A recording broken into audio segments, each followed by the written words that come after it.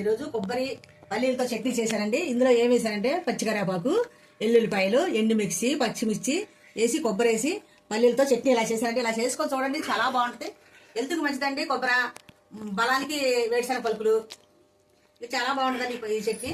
సూపర్గా వచ్చిందండి. నెక్స్ట్ వీడియోలోకి వెళ్ళిపోదాం. ఇలాగ ట్రై చేయండి, చాలా బాగుంటుంది. ఇలాగ లేటెస్ట్ చేసామండి, చాలా బాగుంటుంది. ముందు మీరు తిన్నాం చాలాసార్లు. వీడియోలోకి వెళ్దాం చూడండి.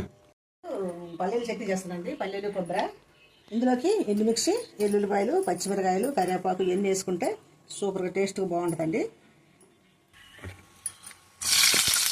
పచ్చిమిర్చి వేస్తున్నానండి కొబ్బరి చట్నీలోకి.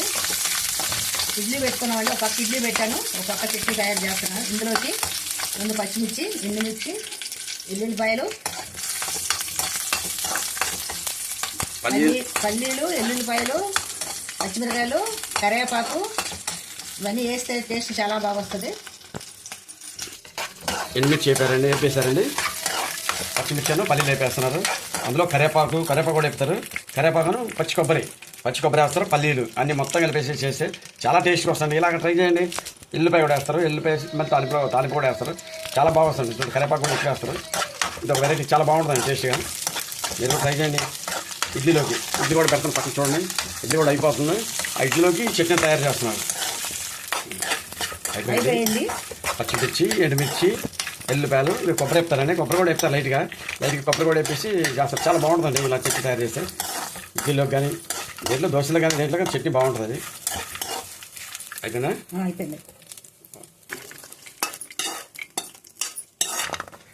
కొబ్బరి కూడా వేస్తారండి, చాలా బాగుంటుంది. టేస్ట్గా వస్తుంది కొబ్బరి కూడా వేస్తే. ఇవన్నీ అయిపోయింది, తీస్తారు.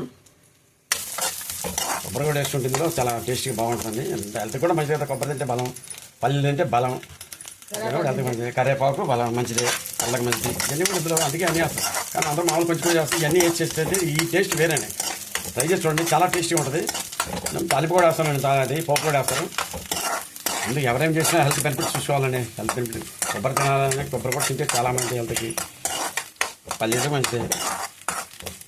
మనం ఏదైనా మనం ఆరోగ్యంగా ఎలా ఉండాలంటే అలా చేసుకుని తినేటమే.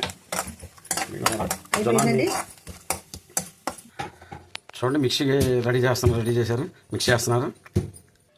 ఆ చట్నీలోకి పోపు వేస్తున్నారండి. ఎల్లిపాయలు, మిర్చి,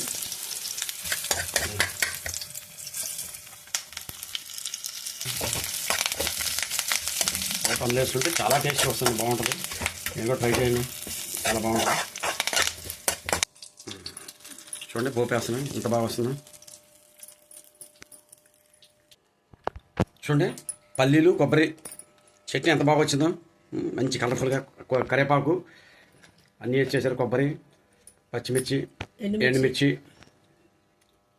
చూడండి, ఎల్లుల్లిపాయ కూడా వేసేసారు. చాలా బాగా వచ్చింది కదండి.